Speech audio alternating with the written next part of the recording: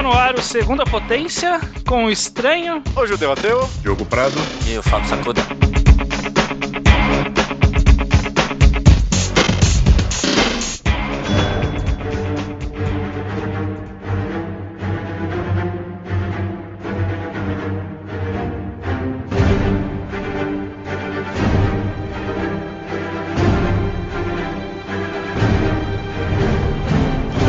Estamos aqui hoje, companheiros deste podcast, para a gente conversar um pouquinho sobre comics. Veja só vocês. Maravilha. O Mangá ao Quadrado, que é o nosso podcast principal, fala sobre os quadrinhos japoneses. E hoje a gente vai dar uma olhada específica para os quadrinhos americanos, mais específica ainda para os quadrinhos de super-heróis. Porque a gente tem um assunto importante para ser discutido aqui, que é justamente se vale a pena ler esses quadrinhos de super-heróis hoje em dia. Vamos guiar o papo até chegar lá. É um podcast que a gente vai fazer o que todos os outros podcasts fazem com os mangás, né? Que é um episódio só, tipo, pra resumir uma mídia inteira, né? Tipo isso. Vai ter alguém falando, mas peraí, esse daí não é aqueles negócios de menininha? Aqueles que aparecem os pedófilos lá? É tipo isso. Não, quadrinho só tem gente velha, chato, falando que no meu tempo era melhor. Essa é uma das várias coisas que a gente vai discutir sobre essa mídia, que ela é bem peculiar e tem suas particularidades que incomodam muitas pessoas, agradam outras. Vamos tentar entender um pouco por quê. Mas antes, vamos entender quem são essas pessoas conversando sobre quadrinhos aqui. Fábio Sacuda. Eu. Qual é o seu envolvimento com histórias em quadrinhos de super-herói norte-americanas? Envolvimento? Envolvimento direto, assim, sabe? Eu nunca tive, assim, um relacionamento muito próximo com... Não, mas eu acompanho quadrinhos já desde bem pequeno, né? Meu primeiro quadrinho de super-herói foi uma história do Homem-Aranha contra o Duende Verde. E quando eu comecei a colecionar mesmo quadrinhos, no geral, o primeiro foi X-Men. X-Men número 30 da Editora Abril. Olha aí. Caraca. Eu lembro até hoje. Aí tem de colecionador hoje em dia? Não, infelizmente não. E mesmo se fosse, o meu irmão jogou fora a minha coleção. Então... Boa! Caraca. Mas aí você acompanhou desde então e nunca mais parou? Você foi e voltou? Como que foi? Eu parei mais recentemente porque eu parei no geral, né? Nem mangá eu tenho lido assim fora do trabalho, né? Então eu só acompanho mais encadernados, né? Hoje em dia. Bacana. Mas você acompanhou por muitos anos, imagino. Eu acompanhei dos 7 anos até os 18. Praticamente tudo, né? Bacana. Bastante coisa. Não vou perguntar a sua idade. Vou deixar esse mistério aí. 18 anos. Ô, Diogo, e você? Como é a sua história com as histórias em quadrinhos? Cara, eu comecei a ler com Homem-Aranha. Eu lembro bem, foi nos anos 90, né? Eu peguei o primeiro gibi do Homem-Aranha da temporada de caça, um arco que tava rolando nos anos 90 aqui no Brasil, também da Editora Abril. Agora eu não lembro de qual foi o número, mas desde então eu sempre acompanhei pelo menos o Homem-Aranha. Quer dizer, assim, eu tive paradas, né, em certos momentos, porque eu tenho uma peculiaridade na minha maneira de acompanhar gibis americanos, que é, se eu não gostei do arco ou se eu não concordo, eu descarto da minha própria cronologia. Entendi. Então, eu parei de alguns momentos de ler Homem-Aranha e tal, porque eu lia, achava isso um absurdo, parava por um tempo e depois voltava. Aí lia, aí achava uma coisa absurda, também parava e voltava depois de um tempo. E recentemente eu estava parado, mas eu resolvi voltar agora, porque, né, eu não vou soltar spoiler aqui, mas teve um acontecimento que me fez ficar curioso, né. Mas, desde então, sempre comprei gibi de super-herói e tal, e hoje em dia, mensal na banca, eu não tô lendo. Normalmente faço que nem a Sacuda, tô acompanhando mais por encadernado mesmo, mas eu acompanho as histórias do Homem-Aranha, pelo menos. Mas já li de tudo, cara, tudo que posso imaginar. Judeu, você tem alguma história? Você tem familiaridade com essa mídia? Cara, eu tenho um caso com as histórias em quadrinhos americanas. Na verdade, quando eu comecei quadrinhos, eu já fui direto para os mangás, depois evolui para hipsters dos mangás, e só depois que eu fui tentar procurar alguma outra coisa, né, dos norte-americanos. Eu tentei por uma época, quando eu tava lançando lá fora ainda Guerra Civil da Marvel, excelente saga. Acompanhar ela inteira, tipo todos, o universo inteiro. Eu tentei. Nossa. Pô, tá mal, não, aí é demais. Você exagerou. Eu Mas foi um caso até interessante, porque deu pra ver a diversidade de todas as HQs americanas, né? Não dá pra estipular ou falar que é tudo a mesma coisa, né? Tem, tipo, várias revistas lançam coisas bem diferentes. Mas eu desisti. No final, obviamente, né? Obviamente. Só pra gostar foi ilegalmente, tá? Eu não gastei minha grana com isso, não. Ah, tá. Foi na locadora, né? Foi na locadora. Foi na locadora. Mas você também, né? Você chega e fala, não, eu vou começar a me drogar, eu vou usar heroína. Né? Não, olha assim, se for fazer uma comparação, sei lá, a heroína seria, não sei, a saga do clone do Homem-Aranha dos anos 90. Aquilo era heroína, né?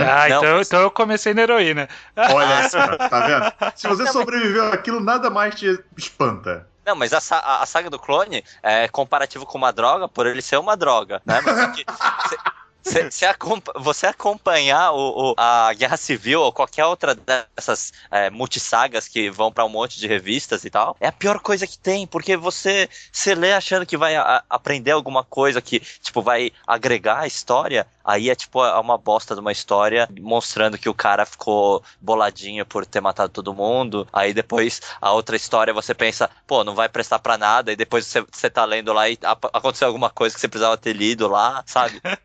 Não foi, eu admito, não foi a melhor das decisões que eu já tomei na minha vida. E o pior é que Guerra Civil é uma saga muito boa, mas, cara, tem coisa ali que é sofrível. Desses títulos. Tem que centralizar. Aí eu larguei do crack de vez, aí parei, tipo, não li mais nada, mas hoje em dia eu acompanho Miss Marvel, que eu acho muito bom mesmo. Olha o estereótipo aí. Com certeza. Da estereótipo, né? Por que estereótipo? O judeu vendo negócio de minorias. É israelense. Olha só. Olha aí, vamos falar da capa da Batgirl agora. Rapidinho, eu tive minha experiência, eu já contei uma vez no Mangá ao Quadrado, mas aqui é outro programa. Meu vizinho, um filho de uma vizinha, na verdade, eu nem conhecia o cara, eu conhecia a mãe dele, porque era amiga da minha mãe. Ele tinha uma caixa gigante de gibis que eu ia sempre lá ler, de super-heróis. E ele gostava muito de Homem-Aranha, então o que ele tinha mais era Homem-Aranha, e ele, coincidentemente, tinha um pouco antes da saga do clone e depois da saga do clone inteira.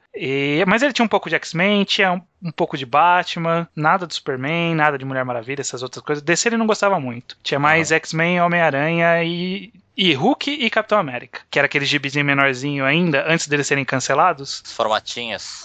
Ele tem justamente, ele tinha, né, e depois ele deu pra mim quando ele foi se livrar desses gibis, então eu tive essa caixa por muito tempo, depois eu passei adiante, mas eu tinha essas histórias, então, que eram as últimas do Hulk e do Capitão América, e era cancelada a revista, e virou aquela Marvel 97, acho que era a primeira. Sei. Que era um compilado de 4 heróis. E aí eu tive algumas da Marvel 97, algumas 98, depois pulei pra 2000 e aí eu parei. Pô, eu tenho uma péssima experiência com formatinho. Quer dizer, eu tenho ótimas experiências porque eu tive muitos momentos legais lendo formatinho na Abril, né? Mas eu tenho uma história muito triste que foi quando eu me mudei, né? Eu só mudei uma vez de casa na minha vida. E nessa vez eu tinha, na época, a coleção completa da Abril de formatinho. E na mudança, essa coleção sumiu. Literalmente, ela sumiu. Eu nunca soube onde é que ela foi parar. E, curiosidade, a minha mudança foi por 3 ruas de diferença. Alguém... Cara, eu tenho certeza que alguém pegou. Algum carregador gostava muito de quadrinhos.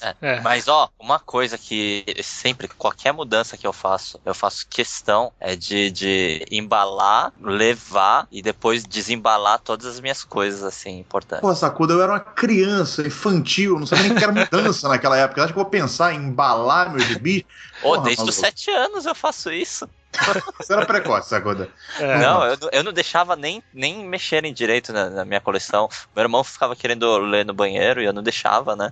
Olha, depois disso eu fiquei bem mais chato com a minha coleção, isso é bem verdade. Maravilha. E, enfim, aí eu tive essa experiência, então eu li a saga do clone inteira, praticamente. Outra saga que eu peguei, que era uma dessas mega sagas, mas eu não vi tudo, eu não tinha tudo, era do Massacre Marvel, aquela saga maravilhosa. É uma boa saga, eu acho uma boa saga, só que abriu, porra. Mas ela era uma zoeira, essa saga, né? Porque, exatamente, ela era zoeira. Todos os gibis faziam parte da saga. Só que, tipo, o gibi do Homem-Aranha era uma história whatever, que não tinha nada a ver com Massacre. Só que, tipo, tinha lá na capa, Massacre Marvel. Enfim, e aí Parte essa era... 20. Parte 20. Essa foi minha experiência. Depois eu fiquei muito tempo sem ler gibi de super-herói. Depois, quando eu passei a colecionar mangás maior, com mais idade, responsabilidade e dinheiro, eu comecei a comprar alguns encadernados. Hoje eu tenho... Não é muito grande a coleção, mas eu tenho alguns que eu gosto e que eu fui lendo. Principalmente clássicos, porque como eu tinha uma coleção bem específica, eu nunca li histórias clássicas antes disso, né? Então, eu fui atrás de algumas coisas desde então. A respeito de clássicos e graphic novels, por exemplo, eu tento acompanhar bastante hoje em dia. Ler várias que eu, tenho pendentes, né? Eu não acompanho quase nada mesmo dessas mensais que saem, né? Justamente, vamos falar um pouco sobre esse formato americano de lançamento, porque ele, ao mesmo tempo, parece e difere bastante do formato do que estamos acostumados com o do Japão, né? No Japão saem-se os capítulos semanais ou mensais ou alguma outra periodicidade, e depois de um tempo compila-se essas histórias em volumes, só que a peculiaridade é que a história no Japão ela é uma história fechada, né? Começo, meio e fim, às vezes não tem fim, mas começo, meio e vai. Começo, meio e vai, é uma boa definição. E o mercado americano, como que ele funciona? Ele tem, títulos específicos, tipo Batman, e sai histórias do Batman há 400 anos, não é uma coisa assim? Eu tento classificar. Sempre que eu vou explicar mais ou menos como é que funciona o mercado americano, eu digo que funciona numa base de... Tudo bem, tem várias revistas para cada super-herói, basicamente, ou para cada grupo de super-heróis, às vezes mais de uma para um super-herói só, mas dentro dessas revistas ou dentro desses personagens, ela funciona num esquema de, saga e entre saga, entendeu? Uhum. Você tem arcos e entre arcos, é basicamente isso. Você tem um arco grande, que pode demorar, sei lá, de 6 meses a 1 ano, e tem entre sagas, são algumas edições que ficam, literalmente, entre essas sagas. É assim que funciona na maioria dos casos, né? Mas ainda assim, mesmo tendo as sagas, é uma continuidade até que grande, né? Se começou uma saga agora, ou sei lá, tá numa entre-saga, eu consigo entrar na entre-saga e entender mais ou menos, por exemplo? Cara, depende da entre-saga, depende da saga e tal, mas é possível. É óbvio que você vai chegar num momento em que provavelmente alguém vai fazer uma citação em algum momento do passado, porque eles gostam muito de fazer isso em gibi americano, até porque tem aí 40 anos de publicação ou mais, dependendo de certos títulos. Então, você tem a opção de buscar aquela informação ou simplesmente cagar pra ela e continuar lendo, né? Porque quando eu comecei a ler Homem-Aranha, por exemplo, também tinha várias citações que eu não tenho a menor ideia do que estava sendo falado, e eu tive que lidar com isso, sabe? Fui pegando com o tempo. Agora, isso pode irritar muita gente, né? Não sei. Por exemplo, eu sei toda a luta do Homem-Aranha contra o Chacal antes da saga do Clone, mas eu nunca li essa história, mas eu sei tudo porque de tanto eles citarem pra trás... acontece muito isso. Que você vai aprendendo. Então, esses gibis, eles são lançados como se fosse um capítulo por mês, é isso? Basicamente. Capítulo, em geral é um capítulo por mês, mas depende muito do que você tá acompanhando, porque algumas histórias, tem a época que o Lanterna Verde mistura com a tropa dos Lanternas Verdes, e aí você tem que acompanhar os dois ao mesmo tempo, né? Aí ela vira, seria quinzenal, né? Apesar de ser duas revistas separadas. E também tem as mega sagas, né? Tem as famosas mega sagas que juntam tudo que a gente tava falando lá no começo. E elas são a parte desses personagens, elas normalmente mexem com o universo inteiro, né? Homem-Aranha é um que chegou a ter 3 publicações mensais, não era? Teve 4. Eu sei que no Brasil tinha Homem-Aranha e a Teia do Aranha, que o cara tinha os dois quando ele passou pra mim. Então, a Teia do Aranha, por muito tempo, ela foi só republicação, né? Eles estavam querendo colar a cronologia, né? As coisas que a Abril não publicou, que nunca tinham saído no Brasil antes, né? Então, depois que alcançou que não tinha mais o que publicar na Teia do Aranha, ela virou a segunda revista do Homem-Aranha, né? E você tinha que ler intercalado, porque as histórias continuavam de uma da outra. Por exemplo, era na Teia do Aranha 100 que apareceu o Ben Reilly com a primeira vez com a roupa nova do Homem-Aranha. Só que no Homem-Aranha era, sei lá, 293, e no 294 de repente o cara tava com a roupa. Aí você, o que aconteceu? Você tinha que ler a Teia do Aranha. Enfim, esses gibis que saem mensais lá, eles variam muito, né? Eles são cancelados com frequência, surgem-se novos sempre, né? Tá sempre em publicação coisa nova e acaba porque não vende, começa uma nova. Né? Olha, mais ou menos. Mais ou menos, porque os medalhões, né? Os heróis medalhões, eles se mantêm. O Homem-Aranha, não vou dizer agora, porque agora tá num momento complicado, normalmente sim, mas sempre tem lá. Amazing Spider-Man, ela continua. Tem 1 bilhão de números, mas continua, sabe? Certo. Batman continua. Às vezes sofre um reboot aqui ou ali da história em si, mas a publicação continua. Sim. Os heróis menores, por outro caso, não, né? Por exemplo, agora começou um gibi dos Guardiões da Galáxia, por exemplo, que não tinha até então, porque ninguém se importava com os Sim. Guardiões da Galáxia, basicamente era isso. Aí teve o filme, a galera se importou, a Marvel foi lá e botou o gibi na banca e tal. Pode ser que daqui a um tempo ele acabe, mas os grandes heróis sempre vão ter gibi, basicamente essa ideia. Mas os Guardiões da Galáxia têm o histórico. Não, eles têm o histórico, mas não tinha um gibi, tipo, Guardiões da Galáxia. Agora tem até um gibi do Rocket Raccoon, pô. E uma coisa que eu acho curiosa, que eu queria entender, não sei se vocês sabem direito disso, mas é que eu sei que existem esse conceito de encadernados, que é justamente o que a gente falou que a maioria que compra hoje em dia, mas então todas essas histórias que saem são encadernadas, se encaderna só o que é bom, se encaderna só o que faz sucesso. Se encaderna só o que é bom é relativo. Que é bom pra eles, no caso. O que faz sucesso é a melhor definição. Essa é uma dúvida que eu tenho também. Mas nos Estados Unidos eles têm vários tipos de encadernação, né? E tem aquelas grossonas, tudo que fica tudo preto e branco. Essas daí, se eu não me engano, encaderna tudo, né? Tem até... Não tem mais. Eu tô irritado com isso, porque eu tô querendo comprar uma Essential Spider-Man número 9. Por favor, se estiver ouvindo e tiver entre em contato comigo. É a única que falta pra minha coleção, entendeu? Eles pararam no número 11. Eles não estão mais fazendo Essential? Não, eles pararam Essential, cara. Uma pena, porque eu adorava essas coleções. Então, a Marvel tem, a DC tem, né? Essas, tipo, a gente tá só fazendo pra você poder ter essas histórias aí, né? Porque... E normalmente eles publicam de clássicos, né? Eles pegam desde o começo da revista ou do herói e vão publicando tudo dele em ordem cronológica, né? Republicando. Esse é um tipo de cadenado. Mas eles também fazem desses arcos que você falou, né? Essas pequenas sagas. Normalmente costuma ter, eu não tenho certeza disso. Porque, por exemplo... Hoje em dia é muito comum. Eu tava hoje lendo... em dia tem de tudo. O do Hawkeye, que tá saindo agora, tá pra terminar já. Ele tem encadernados, só que não necessariamente são capa dura. Eu sei que tem capa mole e capa dura.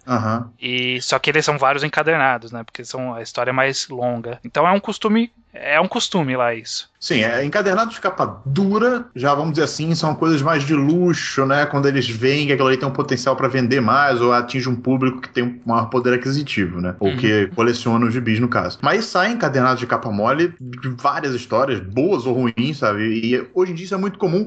Isso começou a ficar muito comum, eu posso estar falando merda, mas pelo menos pelo que eu percebi, isso começou a ficar muito comum quando o mercado americano parou de distribuir gibi em banca, né?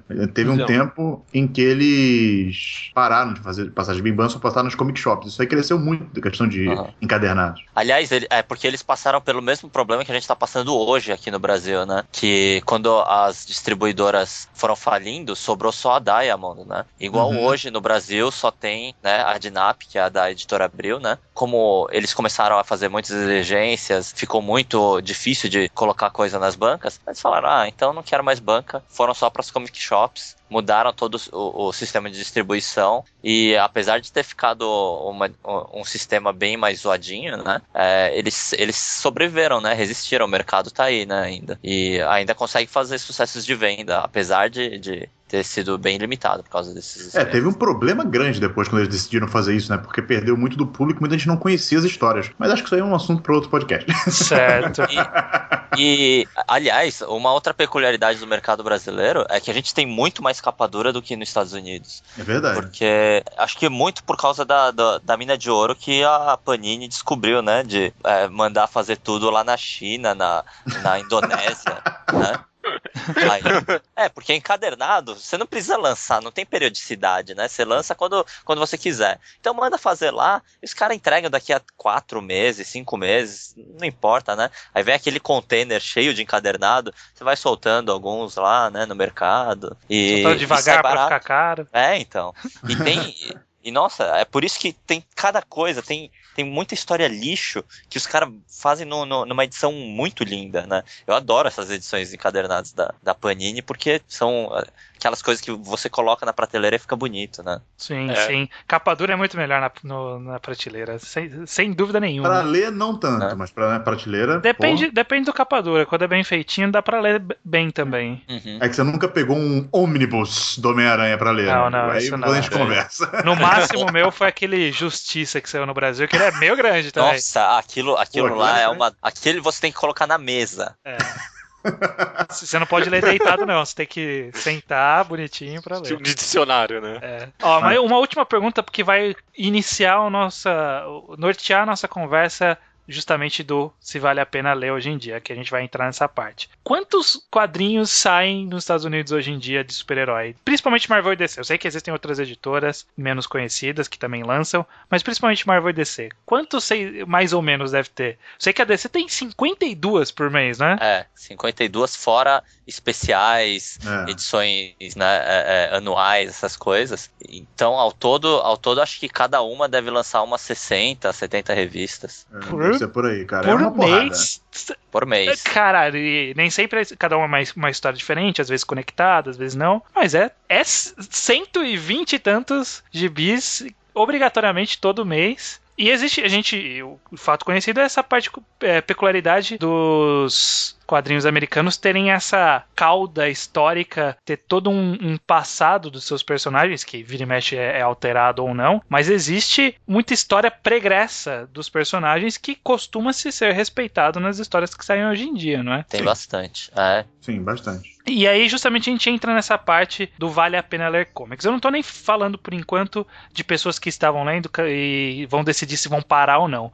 Mas mais de quem vê de fora, pra entrar nesse mundo, né? Parece que é uma coisa muito complicada essa questão do passado, não é? Porque, queira ou não, o Homem-Aranha tá em publicação há, sei lá, 70 anos que seja. 70 anos é muita coisa de história. E as pessoas gostam de ficar vendo o passado e revisitando coisas que saiu em 1983 e que quem vai ler agora tem que, olha aqui a referência e tal, e precisa conhecer a origem do personagem, quem morreu, quem não morreu, quem voltou, quem não voltou. Isso não é uma barreira complicadíssima para fazer as pessoas entrarem no mundo? Tem uma coisa que foi até meio doloroso de ver, né? Eu mostrei uma revista pra um cara, né, que eu conheço, um amigo meu, e ele olhou assim, ele falou, nossa. Aí o que foi? Aqui ele tá fazendo uma referência ao ano que eu nasci. É tipo, ele quer que você leia um negócio que foi publicado quando você nasceu, pra você entender uma história que tá sendo publicada, tipo, tá certo que foi um encadernado, então foi publicado há 2, 3 anos, 4 anos, sei lá, 5 anos. Então, como uma visão de alguém de fora, eu acho que talvez os grandes medalhões, assim, seja um impedimento mesmo, assim. Teve uma época, eu tinha um amigo também que curtia bastante esses quadrinhos americanos, ele tentou me dar uns Batman pra ler, uns do X-Men com foco no Wolverine. O Wolverine tava tendo um filho na época, puta que pariu. E tipo, não dava tipo, entender nada de nada. Mas hoje em dia, por exemplo, começando a acompanhar Miss Marvel, que é, no caso, um herói menor, né? Começou a ser lançado agora, um reboot de um herói e tal. Tem bastante referência, mas é uma referência meio que mitológica, quase, sabe? Porque não é exagero falar que os deuses da nossa civilização hoje em dia são os super-heróis, no caso, né? Que nem era Zeus ou Poseidon antigamente, hoje em dia a gente tem Batman e o Super-Homem. Porque é algo que tá tipo, meio quase enraizado na nossa cultura, né? Então, talvez assume-se um conhecimento coletivo geral, pelo menos é isso que eu entendi. Com os filmes agora mais ainda, eu diria. Justamente, aproveitando-se até de outras mídias e tipo, o pessoal sabe isso, sabe os nomes dos personagens e aí joga pra cima, pelo menos eu acho que no caso de heróis menores, é isso que eu consegui compreender, que assume-se uma compreensão da mitologia mais ou menos geral, sabe? Cara, eu acho que isso já foi pior antigamente, sabe? Eu não sei, eu pegando agora o Homem-Aranha, por exemplo, pra ler, você tem citações a casos que aconteceram antigamente, eles botam aquelas, muito comum, né, pelo menos na Marvel, fazer aqueles quadrinhos assim, quando ele cita alguma coisa, vem um asterisco e bota a edição em que aquilo aconteceu, sabe? É muito comum isso, mas elas não são impedimentos pra você entender a história, sabe?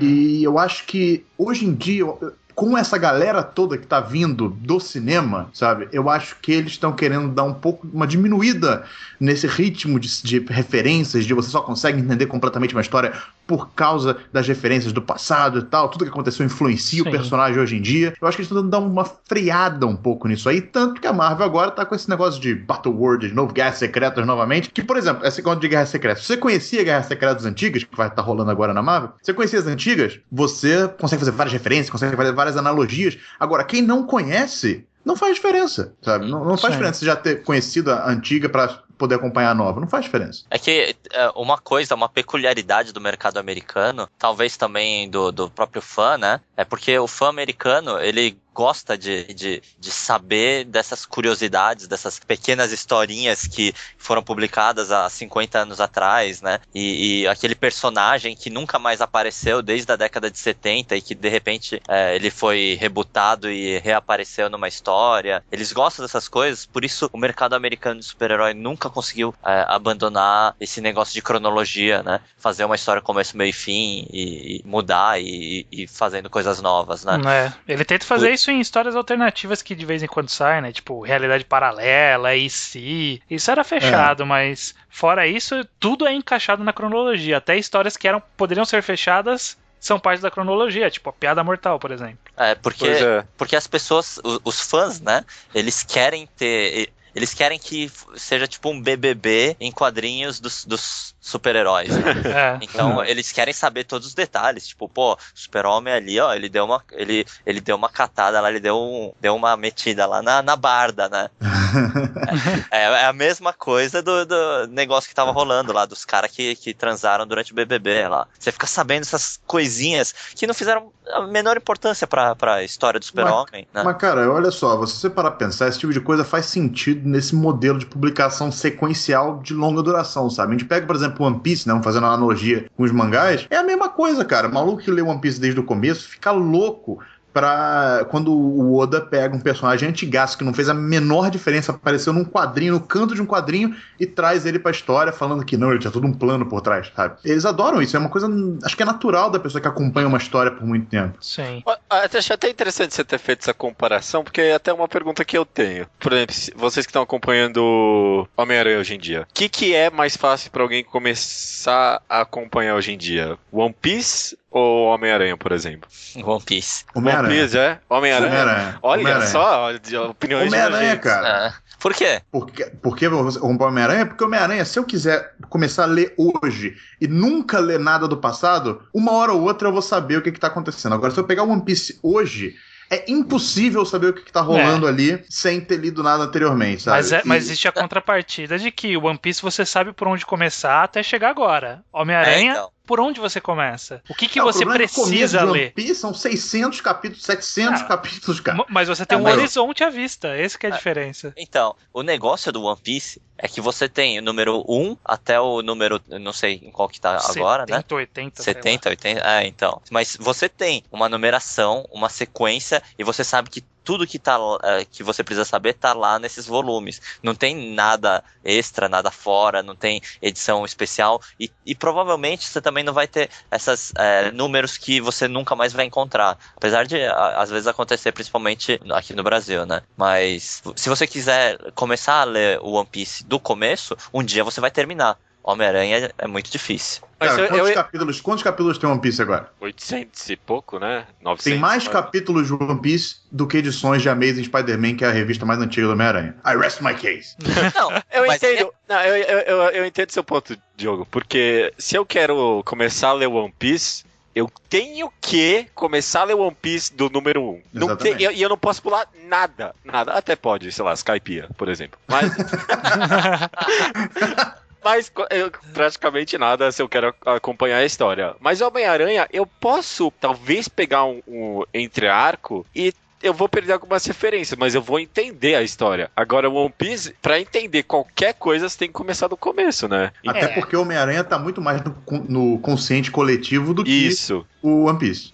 A grande questão é que quando você vai começar a ler uma história de super-herói de qualquer ponto, mesmo quando é volume 1 de uma nova série, mas de um herói que já existia. Tipo, sei lá, o Hawkeye, que teve a revista recente, que eu tô lendo, o Punho de Ferro, que eu tô lendo, que é mais antigo. Mesmo o volume 1, ele parte do pressuposto que você sabe algumas coisas. E você, quando for pegar esse, você tem que partir do pressuposto que você não sabe coisas e que é isso mesmo, você não vai saber. Ou você aprende ao longo da leitura, ou você vai atrás pra ler, ou você aceita, sabe? Porque eu não tenho o que fazer, sabe? Eu leio o Punho de Ferro, o cara fala, então, esse esse cara aqui é um milionário de uma empresa que o pai dele deixou. Porra, só isso?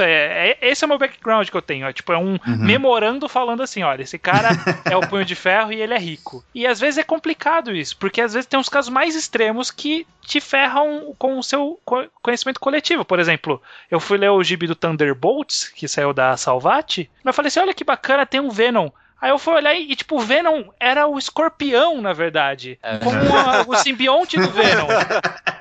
Sabe, ele nem era o personagem que eu conhecia. Com certeza tem esses problemas, é claro. Então, esse é um problema que eu também tive.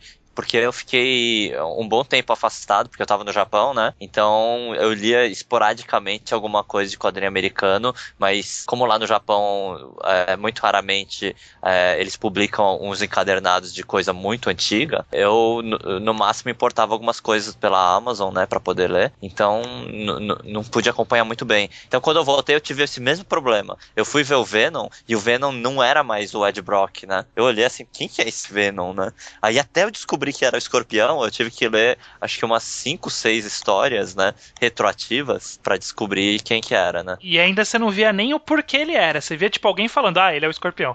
E aí você fala, caralho, mas como, o que aconteceu? Cadê o Ed Brock? Onde ele tá? Sabe? Por que ele tá aqui? É uma coisa que fica... Tem casos em que isso é menos traumático, existem histórias que são menos traumáticas essa inserção, mas tem histórias que você chega no meio do balaio e é isso, aceite ou vai ler 40 gibis pra trás pra você descobrir por quê.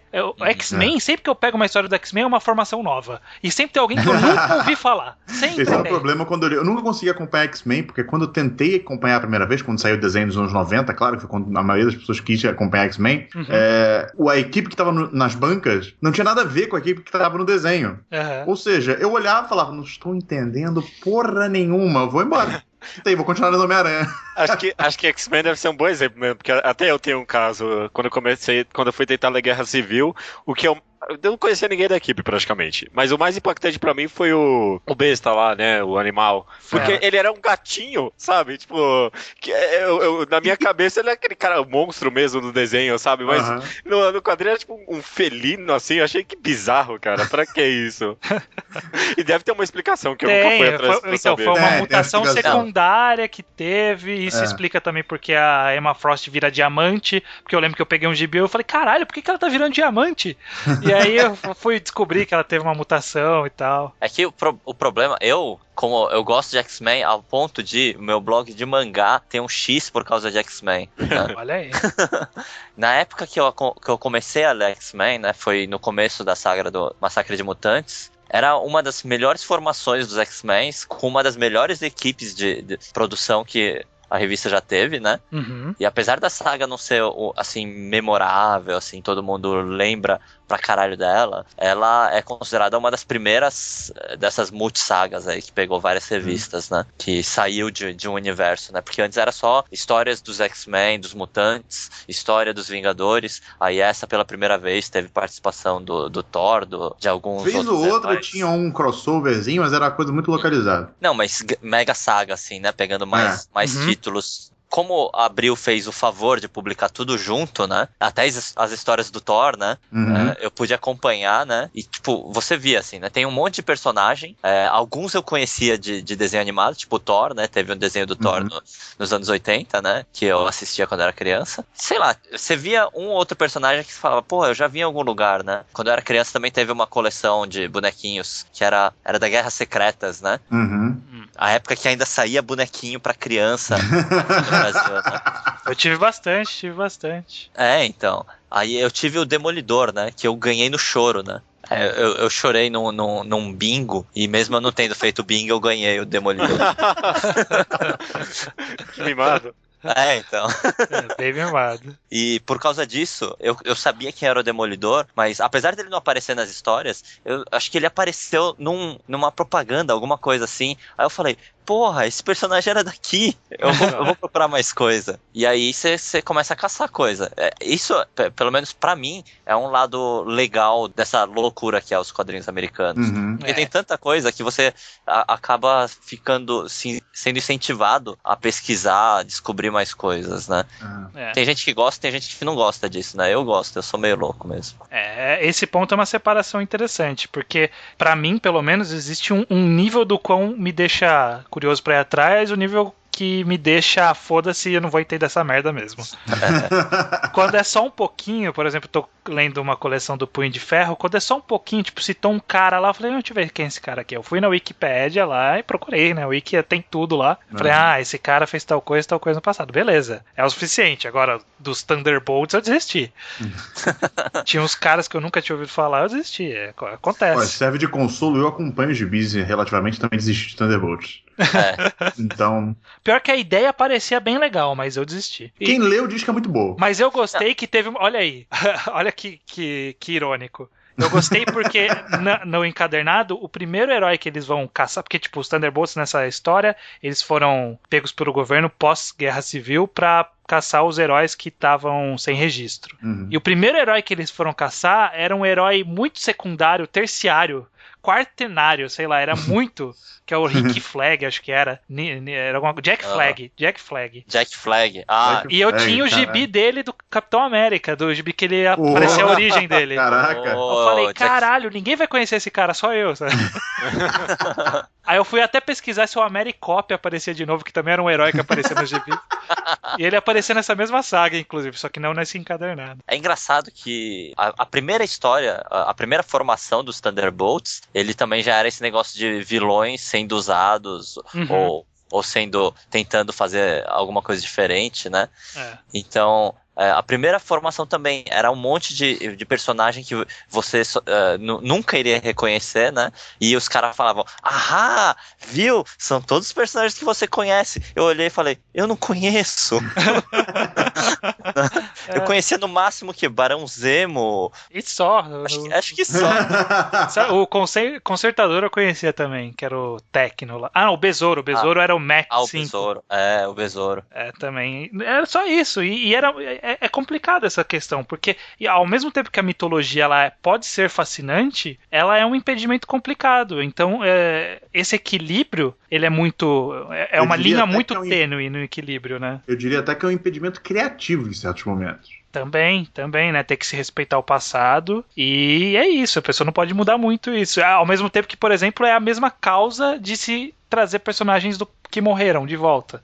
Sabe? Porque as pessoas querem essa relação com o passado, então traz de volta. Mas um impeditivo criativo é também esse esquema de universo, de todo mundo interagir um com o outro, que é divertido pra caramba, mas às vezes acaba fudendo. Por exemplo, no Watchmen, né, da DC, a história do Alan Moore era pegando um monte de personagenzinho B, que a DC tinha comprado de uma outra editora, né? E ele queria fazer uma história que ia tornar esses personagens fodas pra serem introduzidos no universo. Aí a DC olhou e falou, não, a gente tem plano pra esses personagens, você não vai usar. Aí ele teve que criar todos os personagens baseado nos outros personagens pra, né? Ainda bem que deu certo. Que foi a melhor coisa que aconteceu. Você fica pensando, né? Porra, o Coruja poderia ter sido o Besouro Azul. E é uma coisa louca. Isso é bem diferente, né? E é curioso isso. Mas justamente também essa questão de universo, de trazer de volta e de precisar agradar a pessoa aqui, agradar a pessoa lá. E pela quantidade de quadrinhos que saem mensalmente, a gente percebe também que existe como se fosse um processo de fábrica mesmo, né? Tipo, vamos pegar e tem que lançar 50 gibis, 52 gibis. A gente falou 52 gibis, então vai lançar 52. Então coloca 52 caras pra trabalhar nas histórias aí. A gente quer uma história do Besouro Azul, a gente quer uma história 3 histórias do Superman, que tem que respeitar a cronologia, 2 histórias do Batman que tem que usar o quinto Robin, porque os outros você não pode usar, porque não é mais. E isso não atrapalha criativamente a capacidade dos autores de fazer uma história boa? Olha, eu acho que não. Eu acho que não, viu? Eu fiquei pensando aqui, eu tentei comparar bastante com o que eu entendo da produção de mangás, né? Eu acho que num aspecto é bem parecido. Primeiro, tipo, em aspecto de controle criativo, tem os editores no mangá, sabe? E a gente escuta bastante história de editor muito controlador e que não deixa o cara, o artista criar a história do jeito que quer, né? E às vezes o ego de uma pessoa só poderia se equivaler ao ego ou aos grandes planos estruturais da editora que ela quer com aqueles personagens, sabe? Uhum. Então acho que controle criativo os dois lados têm, sabe? E dá pra ver que tem mesmo, sabe? Porque, é claro, nos quadrinhos eu tenho que ficar voltando o personagem e revivendo aquilo, são controles mais específicos, né? Mas no mangá, os caras, queria mais um arco aí, sabe? Enrola, vai empurrando pra frente, sabe? Não pode acabar com isso. Ou, tipo, o cara faz uma coisa e corta totalmente. Então, acho que ambos os lados têm controles e são justamente nos lugares que parece que tem mais liberdade criativa que saem as coisas boas, né? Que nem, por exemplo, Homem-Aranha, eu não leio hoje em dia, mas falam que tá uma merda, né? Eu não sei, eu tô voltando a ler agora, então não posso dizer muita coisa. Mas eu escuto falar que tá, tipo, muito ruim, sabe? Ninguém recomendaria ler Homem-Aranha hoje em dia. Assim como eu não recomendaria ninguém começar a ler Bleach agora, sabe? Tipo, é a mesma coisa, mas eu recomendaria alguém começar a ler Haikyuu, por exemplo, que é um mangá novo que parece que tem bastante liberdade. Eu ia falar um pouco sobre isso, assim, eu acho que não é vamos dizer assim, ele não impede de se criar histórias boas, mas ele deixa a coisa bem difícil. Vamos dizer assim, ele faz boas histórias serem raras, infelizmente, né? Porque realmente você tem que trabalhar num formato, né? É muito complicado. Mas quem consegue usar bem aquele formato e transformar ele numa coisa única, mesmo estando dentro da fórmula, eu acho que sobressai. Aí estamos, por exemplo, falando de um Piada Mortal, entendeu? Estamos falando de um All-Star Superman, que não faz parte da cronologia, mas é uma excelente história. Então, mas todos esses fogem exatamente do sistema que a gente tá falando, né? Uhum. Porque eles não fazem parte do universo e são feitos praticamente sob total liberdade criativa, né? No caso da Piada Mortal, por exemplo, ele foi incluído depois na cronologia porque a história é muito boa. Mas quando o Alan Moore fez, foi tipo, então, faz aí uma história do Batman aí, né? Tanto faz, é só você não fazer ligado à história, né? Mas a gente tem exemplos também de sagas que são muito boas. Civil War é uma saga muito boa, a saga, não tô falando todos os gibis, tá, Judeu?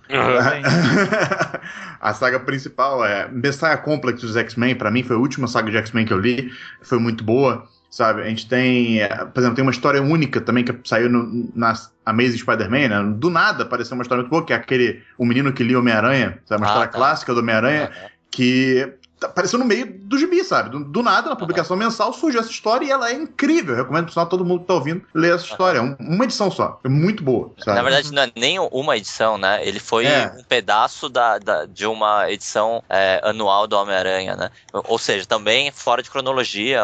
Mais ou menos fora de cronologia. É porque nessas horas, de vez em quando, eles se dão a liberdade de poder fazer uma história que não precisa estar seguindo a cronologia. Acontece no meio da cronologia, mas não acompanha a corrente dos acontecimentos, né? Não precisa de nada especificamente antes ou depois. Não é afetado por nada antes e não influencia em nada depois. Eu acho que o mercado americano, ele acaba criando as coisas mais geniais, assim, criativamente, assim, com mais liberdade criativa, exatamente nos títulos menores e nas histórias avulsas, né? Onde eles não precisam ficar seguindo nada. Sim, isso com dizem que o Sandman e o Monstro do Pântano, que foram reformulados aí pelo Neil Gaiman e pelo Alan Moore, foram muito bons justamente porque, ninguém dava uma foda pra esses personagens antes, né? E aí eles tinham total liberdade pra desenvolver o universo da forma que eles quiseriam. Acho que é isso que eu quero dizer também, sabe? Medalhões é pau no cu, sabe? Foda-se, vai ser ruim, sempre pra todo mundo. Não, cara, tem boas histórias. Claro. Tem pequenos focos, que nem, sabe? Até Naruto, sabe? Gigante pra caramba e ele tem pequenos arcos que são bons. Mesma coisa. A gente pode fazer essa comparação, uma comparação bem real, eu acho. É a mesma coisa, mas no geral vai ser ruim e sempre vai ser ruim porque tem muita grana rolando e tem que, agradar a gente demais. E é nos pequenos títulos que as coisas se saem, eu acho. Por exemplo, vocês citaram Guerra Civil. Guerra Civil eu gosto bastante do conceito, gosto bastante do desenvolvimento, da solução e tudo. Só que lá no meio tem algumas coisas que são, um pouco quebra-clima, sabe? Por exemplo, o Thor ser um robô. Ou o Demolidor é o punho de ferro. O Demolidor é o punho de ferro. E você não entende por quê, né? Exato, cai no mesmo problema da mitologia que a gente falou. A saga pode ser legal, mas ela carrega em si coisas que são inerentes da parte da cronologia, né? Então, ao mesmo tempo que é legal, tem essas coisas que você fala, caramba, mas por quê, né? É complicado. Ela pode ser boa, mas ela é boa com porém. Esse que é o grande problema, talvez. As grandes sagas é o maior exemplo de intervenção editorial dentro de uma história, né? Porque não tem como ela ser feita sem intervenção editorial. Porque tem que conversar todo mundo junto e tem que fazer uma engenharia em torno de toda essa bagunça que vai ser, né? A mega saga. Então, sim. Acaba sendo onde vai ter menos liberdade mesmo. Né? Às vezes eu já ouvi falar de autor que teve que parar o que tava fazendo porque ia mudar a saga, ou tava no meio de um desenvolvimento. Acho que foi isso que aconteceu com o Batman dos 952. Tava no meio de uma coisa que o cara tava construindo, e aí falou, não, vai reformular tudo. Não, mas o Batman foi o único que no 952 eles falaram, então, rebutou todo mundo. Menos o Batman. Tudo que é do Batman continua valendo, só que num espaço menor de tempo, né? Uma parada assim.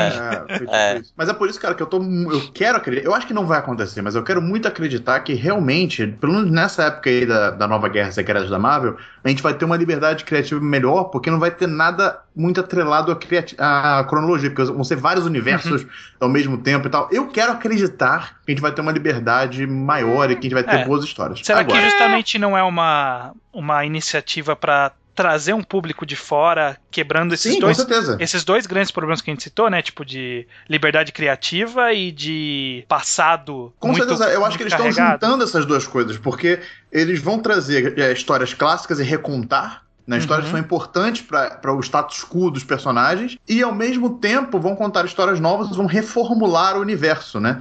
Então ele agrada as pessoas que já acompanhavam, porque eles vão recontar histórias antigas e os personagens vão teoricamente continuar os mesmos, mas ele também atrai novos leitores, porque eles vão recontar novamente as histórias antigas e fazendo as pessoas conhecerem um pouco mais desse background dos personagens de uma maneira mais rápida. Sim.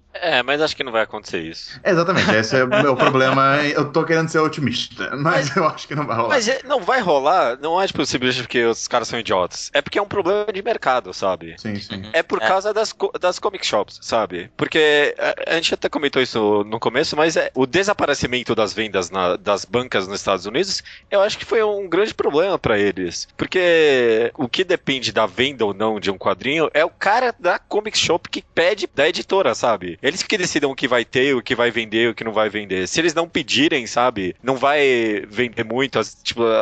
Até onde eu li, tem histórias que, às vezes são boas, mas nem chegam pro público, porque os caras mal pedem, sabe? Porque acham que não vai vender. Isso é um grande problema que acontece também, é a distribuição digital, por exemplo. Aumentou muito a distribuição digital, mas o preço continua basicamente o mesmo das edições em papel, justamente por causa disso. Porque eles não querem tirar esse mercado das editoras também. É a mesma coisa que acontece com games, por exemplo. Por que jogos de PC podem ser muito mais baratos no Steam, quando você vai comprar na lojinha da Sony no PlayStation, eles são o mesmo preço do jogo físico, sabe? Por causa disso, porque eles dependem da distribuição de game shops, né? Enquanto que no PC eu cagava até pouco tempo atrás. Exatamente. É complicado essa questão, porque a gente acaba tendo então essa impressão, e aí já é um outro ponto, que parece que, hoje em dia não sai histórias tão boas quanto saía antigamente, sabe? Quando dava-se pra reformular vários heróis, ou você tinha uma liberdade criativa, não sei, ou principalmente, sei lá, quando tava naquela época que tava caindo pra caralho as vendas, então, vamos fazer qualquer merda, vamos matar o Super-Homem, vamos quebrar a coluna do Batman. Tinha uma liberdade um pouco maior, não quer dizer que a história necessariamente é boa ou não, eu nem li a do Superman, a do Batman eu li, achei bacana, mas parece que hoje em dia tá se refém da impressão que o público ele tá limitado nos gibis e fica se refém desse público. Você não pode perdê-lo, você não pode mudar tanto a ponto de atrair outros que você vai perder os que já tem. Então fica nesse jogo de não podemos ir muito longe e as histórias antigas só que são boas, hoje em dia não tem nada de bom. Será que isso é verdade? Olha, é fato que antigamente tem muitas histórias boas e tem muitas histórias ruins. E também é fato que um tempo atrás, né, um tempo aí considerável, realmente estava nesse limbo de boas histórias. Quase não existiam muitas boas histórias, a não ser essas graphic novels ou então esses arcos fora da cronologia que a gente estava falando. Mas eu acho que hoje em dia, hoje mesmo, literalmente, nesse momento, as coisas estão mudando um pouco, sabe? Você vê certas tentativas de mudar um pouco e atrair novos públicos. Por exemplo, você vê o Homem-Aranha do Universo Ultimate sendo um outro personagem, não sendo o Peter Parker, e sendo negro. Nós temos, por exemplo, a Batgirl reformulada também, mudando completamente o status quo da personagem. E por aí vai, sabe? Então, a Miss Marvel, por exemplo, sabe? Com certeza. É um bom exemplo, um excelente gibi. Inclusive, vai virar um filme agora, de tão hypado que ficou essa nova saga. Mas não vai ser da outra Miss Marvel? Não vai ser da nova. Vai ser da nova, exatamente. Antiga, vai ser da nova. Vai ser a Carol Danvers. Vai ser a Carol Danvers. Então, a nova. A nova? A nova não é uma muçulmana? Não, tá, entendi. Saquei. A muçulmana tem um nome que eu não sei nem pronunciar. Mas então, cara, a gente tá tendo alguns lapsos de criatividade, de tentativa de mudança que estão dando certo, sabe? O Homem-Aranha novo, por exemplo, na minha opinião, tá muito melhor do que o Homem-Aranha do universo regular. E tanto eles percebem isso que até uma discussão aí falando se o Homem-Aranha novo do filme vai ser o Homem-Aranha do universo Ultimate ou não, mas essa discussão é porque falaram que estavam procurando um ator negro pra ser o Homem-Aranha. Então, mas só de estarem procurando já é uma parada a se considerar, sabe? Falando que estão cogitando, vamos dizer assim, né? Uhum. Então eu acho que a gente tá realmente vivendo um momento de mudanças. Agora, sim, existe um limbo meio complicado nos anos pra trás aí. Mas então, voltando à pergunta original, o que é bom mesmo é o que saiu antes. Agora, de vez em quando sai alguma coisa boa ali, vai lá, mas tipo, nem é tanta coisa assim. Por exemplo, sei lá, eu gosto bastante do Hawkeye que tá saindo agora. Mas eu gosto mais por ele ser um quadrinho muito engenhoso. A história até que é bacaninha e tal, mas tipo, ele é muito bom, mas ao mesmo tempo ele não é tipo uma história, vai lá, pega aí, vai ler essa história aqui que é um clássico fodão, vai sair vários encadernados. Eu não sei se vai sair vários encadernados, porque ele tem um formato muito específico. Então, é complicado. Aí pensa a pessoa de fora, fala, putz, será que eu vou entrar nesse mundo dos quadrinhos? Eu vou entrar para ler clássico só e foda-se o que sai agora? Eu tenho que ler alguma coisa que tá saindo agora? Qual que é a melhor aproximação para essa pessoa? Se ela quiser enfrentar todas essas barreiras que a gente falou e quiser entrar nesse mundo. Que vale a pena, né? Será que vale a pena quebrar todas essas barreiras que a gente citou até aqui? Entrar nesse mundo, e se entrar, o que vai fazer nesse mundo? Sacuda, qual que é a sua resposta para essas perguntas? 20 segundos. Tem direito à réplica? Então, é meio difícil de você falar pro cara, tipo, começa aí, vê a cronologia. Acho que a primeira coisa é o cara ver se ele vai gostar ou não. Então, em geral, eu falo, eu gosto muito dessa história, lê aí, né? Eu passo uma história que eu acho que é muito legal, principalmente coisa que é mais fácil de ler, né? Tipo, sagas fechadas, histórias curtas, né? Agora, esse material da Salvat também, né? Tem bastante coisa que é fechado e vale a pena, né? Pro pessoal ver. É um caminho bom, inclusive, baratinho. Nossa, eu me perdi. Qual que era a pergunta mesmo? A pergunta é... Vale a pena começar a ler? Vale a pena? E se vale a pena, como? Começando por alguma história à parte, assim, essas avulsas que eu falei, ele pode começar a buscar outras histórias avulsas bacanas, mas principalmente não se prender a um personagem só. Hoje em dia acho que não vale a pena você acompanhar só o Batman, ou só o Homem-Aranha, ou só sei lá o que. Você acaba lendo muita porcaria pra ler alguma coisa boa. Então acho melhor correr atrás das coisas boas de todos os heróis do que ficar lendo um monte de porcaria pra poder chegar em alguma coisa boa. É você entrar num site, procurar top histórias do Batman, e aí você sai lendo essas específicas, né? Tipo, se for pegar agora pra começar Batman na banca, você tá fazendo uma loucura. Se você for pegar um número avulso do Batman agora e falar, não, agora então vou pegar esse daqui e depois eu vou continuar lendo nessa sequência, eu acho que é até meio burrice. Por mais que eu acho que a história atualmente tá até legal, né? Que pelo menos a fase lá que o Greg Capullo desenha lá. Eu esqueci o nome do roteirista. Ainda assim, é meio que doideira, porque vai saber quando o negócio vai ficar ruim, vai ficar zoado e tal. Então eu acho melhor ir atrás de encadernado mesmo e que se dane, né? Deixa os periódicos pro pessoal mais Idiota. Deixa eles filtrarem pra você, né? Deixa os idiotas comprarem na banca, eles falarem o que é bom e aí sai um encadernado depois. Isso. Eu concordo bem com o que o Sakuda falou. Pra mim, eu acho que se você quer começar a acompanhar quadrinhos hoje em dia, pegue os encadernados, procure na internet, que nem o Estranho falou, vê as melhores sagas que a galera considera as melhores, vai atrás, lê as histórias fechadas, os arcos que não fazem parte da cronologia, e se aquilo te fascinar de tal maneira que você acha que você precisa saber o que está saindo agora lá nos Estados Unidos, aí sim você vai para os personagens que você mais gosta. Também não faça a loucura de ler todas as séries mensais que saem, porque é impossível. Tá ouvindo aí, João? É. Eu não sei porque alguém faria isso. E isso, cara, vá atrás de encadernados. A melhor coisa que você vai fazer é aproveite as encadernadas da Salvati que estão saindo, tem muita história boa saindo ali. E isso aí, basicamente isso. E veja os filmes porque é uma excelente porta de entrada também. E esses da Panini, né? Porque, porra, eu acho muito foda. Ah, sim, os da Panini também, os da Panini são um pouco mais caros, pode ser o foda justamente é o preço, né? Você vai entrar nesse mundo, se você quer começar... mas tem locadoras hoje em dia. Então, se você quer ser honesto, você tem que pagar uma bela da graninha ali, né? Mas com mangá é a mesma coisa. Mas, eu acabei de... Ai, caralho, eu agora acabei de derrubar um monte aqui. Mas eu comprei um encadernado, agora eu não tô encontrando qual que era. Que é desses da Panini. Cadê? Onde é que eu deixei? E ele foi por R$20. Né? Tem a linha mais barata, que é encadernado, capa dura e tal. Tá, eu sei. Tem uns encadernadinhos capa mole, ou tem uns encadernadinhos mais finos, né? Tipo, eu comprei esses que eles estão relançando as histórias, né? Deus Ama, o Homem Mata, eu comprei, acho que era R$25, sei lá. Não, mas não é nem história antiga, é uma encadernação, capa dura de uma história relativamente recente e foi uns R$20. Mas são menorzinhos, né? Eu sei qual é que você tá falando, são arcos menorzinhos, né? Não são grandes encadernados, né? Não é igual, tipo, o da Salvati e tal. Se bem que eu acho que tem praticamente a mesma quantidade de páginas, né? Não, acho que não. Whatever, tanto faz.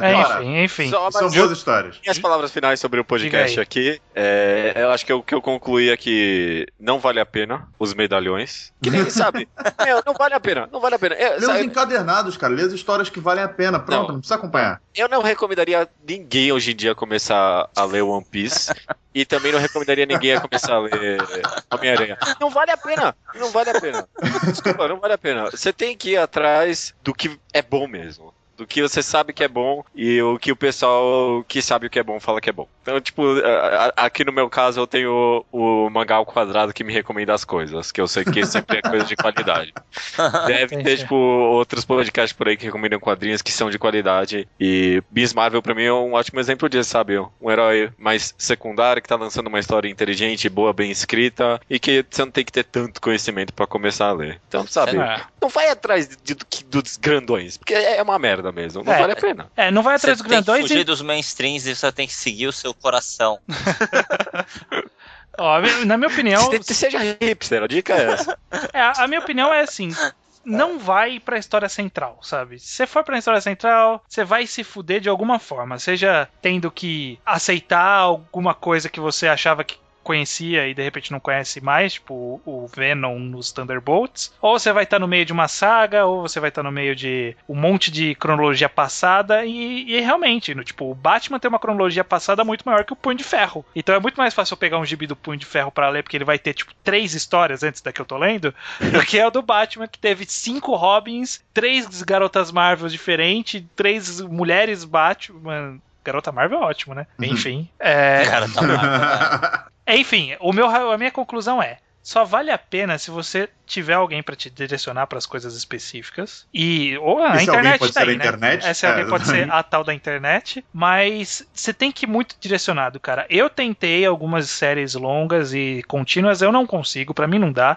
Tem que pegar alguma coisa fechada, específica, com começo, meio e fim. Ou pelo menos que, tipo, o começo não me exija tanto de mim e o fim não seja aberto o suficiente pra eu ficar, porra, acabou? Sabe? Então, é uma linha bem complicada. Você tem que caçar. É algo que dá trabalho. Você tem que caçar, não tem como. É bem por aí mesmo. E vamos finalizar pegando, então, tipo, vale a pena? Então, o que vale a pena ler? Judeu, fala uma coisa que você falaria, vai lá, esse aqui vale a pena você ler, vai. Independente de você concordar. Comics americanas? Exatamente. Independente de você concordar e quebrar essas barreiras, não, isso aqui vale a pena. Aí você vê se vale a pena depois disso ou não. Eu sou muito, não sei se dá pra reparar nesse podcast, mas a única coisa que eu tô lendo hoje em dia de comics americanos eu sou muito fã, que é Miss Marvel. E eu acho que, mano, é um ótimo. Eu não leio nada de quadrinhos, fui atrás desse porque falaram que é bom de fato, e só tem que ter esse conhecimento geral de mitologia que todo mundo tem de qualquer jeito. Então, se eu fosse recomendar alguma coisa pro pessoal ler, seria essa obra aí mesmo, Miss Marvel, que tá lançando agora. É muito bom. Tem nas locadoras.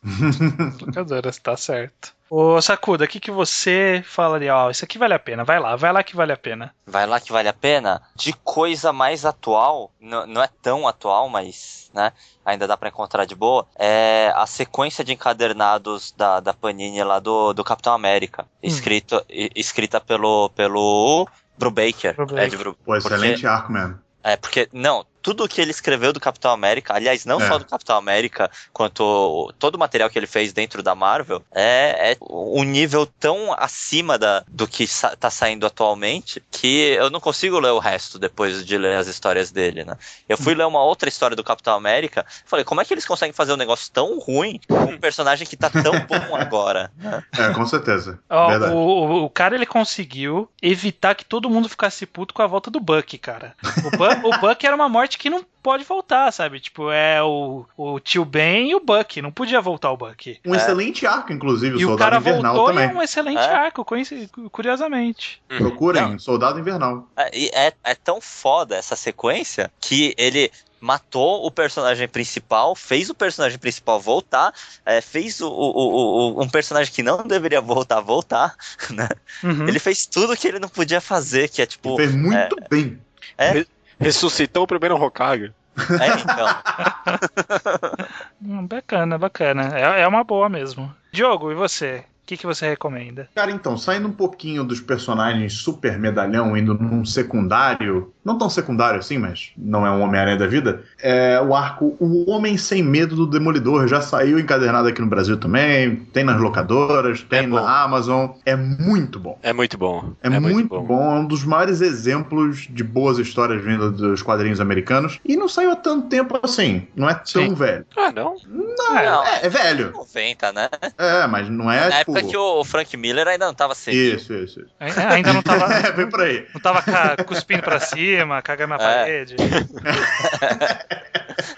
Não, sério, a única coisa ruim de O Homem Sem Medo é que ele gerou aquele filme, né?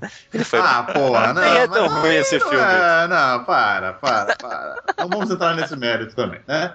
Mas se eu puder fazer uma recomendação de uma série dos X-Men, porque acho que ninguém vai falar de X-Men aqui, é o início dessa reformulação dos X-Men, que o Sakuda pode dizer melhor se faz parte da cronologia, eu acho que não. Eu acho que é side story, né? Tipo, não faz parte da cronologia, que é aquela... O Astonishing X-Men, que foi traduzido como Surpreendentes X-Men. Ele faz parte da cronologia. Faz parte? Então, é muito bom. Procuram os primeiros encadenados dessa série, também saindo no Brasil. Podem ver, porque é muito legal. Sim, não tem nada demais, mas é legal. Mas de X-Men, a melhor coisa recente... Oi? Não, vai continuar. Não. É que a melhor coisa recente foi exatamente o que saiu antes, o que foi rebutado pelo Astonishing X-Men, que é a fase do Grant Morrison nos X-Men. A fase da jaquetinha, né? Que é aquele New X-Men, não é essa? New X-Men. É excelente também. É muito bom. E foi tipo 2 anos, né, de histórias. Não tinha como dizer que aquilo não era X-Men, e ao mesmo tempo você não tinha como dizer que não tinha um ar novo, né? Uma coisa renovadora. Saiu no Brasil também, se eu não me engano. Saiu encadernado, né? E você, estranho? O que você vai pegar e falar pro pessoal, pode pegar isso, é legal. Só falando que só Marvete, né, nesse rolê aqui.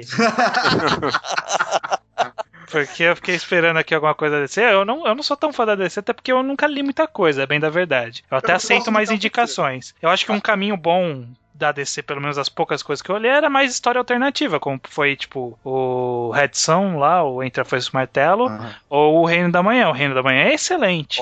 Reino da Manhã. E o Reino... encadernado do Reino da Manhã aqui, gigantesco, capa de couro. O que, né? Simula couro. Olha aí, que metido. Desculpa.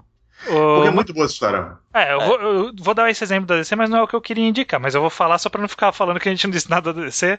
Ele é bom porque ele tem essa coisa de, tipo, você até precisa ter um conhecimento anterior, mas como ele é um mundo alternativo e tá tudo tão diferente, que você meio que aprende junto, então tá tranquilo.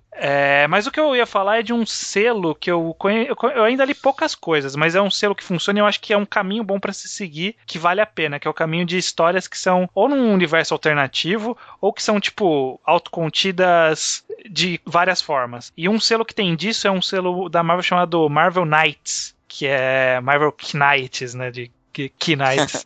Ainda existe isso ou acabou? Eu não sei se existe, deve ter acabou, acabado. né? Mas as poucas histórias que eu li de 3 personagens, tipo, são as melhores histórias dos 3 personagens que eu conheço. Que foi o Surfista Prateado Hacken, melhor história do Surfista Prateado, Motoqueiro Fantasma Estrada para a Danação, que é bacaninha, mas é a melhor história do Motoqueiro Fantasma que eu li. E o que eu queria recomendar, que é o Namoro às Profundezas, que é uma história de super-herói que, tipo, não tem nada a ver. É uma história contigo e tem um quadrinho muito bom separado, assim, sabe? Você pode pegar ele e ler e é um bom caminho pra se seguir. Então eu acho que vale a pena você ir nesses bem alternativos, tipo histórias fechadas, conclusivas. Eu tô pra ler aquele Demolidor Fim dos Dias, que eu sei que não é selo Marvel Knights, mas tipo, ela tem essa mesma pegada de ser uma história fechada por si só, né? Até porque matou o Demolidor, né? O conceito é que matou o Demolidor na história, então, tipo, ela tem que ser autoconclusiva, que senão mata o personagem e fudeu, né? Não fudeu porque estão falando de gibis, né, amigos? Depois ele volta. Todo mundo sabe. A grande máxima dos quadrinhos de super-herói é que mesmo quem tá morto sempre volta. Ninguém morre pra sempre. Mas eu acho que é um bom caminho a seguir, então eu acho que esse caminho vale a pena. É um caminho que eu procuro seguir. De vez em quando eu não acho alguma coisa tão legal assim, mas quando eu acho coisa boa eu gosto bastante. Então, eu acho que esse é o caminho que vale a pena, na minha opinião. Beleza? Isso. Agora você tem que chamar quando você for fazer um sobre quadrinhos alternativos e material underground de quadrinho americano também. Tem que ver isso daí, Eu conheço pouca coisa. Conheço pouca coisa, vou precisar se a gente for fazer, vai precisar de ajuda mesmo, porque... Sério? Eu acho que sim, né? O que eu conheço de quadrinho alternativo? Deixa eu pensar. Mouse. Mouse. Mas isso é classicão, né? Mas já não é mais alternativo, eu acho. Scott Pilgrim. Também não é mais alternativo. E não é americano. É verdade. Scott Pilgrim não é americano? É canadense? Canadense. Querem os dois fazer agora? Hora de fazer merchan agora, que ninguém tá escutando mais podcast. Pode fazer merchan se quiser. Eu vou cortar mesmo na edição, né? Não, então, visitem genkidama.com.br. A gente sempre tá falando sobre mangá, menos eu, porque faz muito tempo que eu não posto.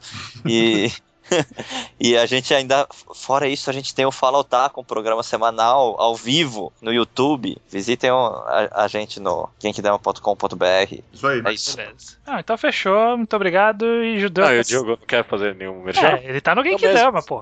Tudo Genkidama, né? Genkidama aí, todo mundo vai lá, que porcaria. Assim, dentro do Genkidama, se vocês quiserem acessar o Anikinkai, que é onde eu escrevo mais precisamente, podem acessar também, eu vou ficar muito grato. Tá, o que é o Genkidama? Acesse genkidama.com.br e descubra.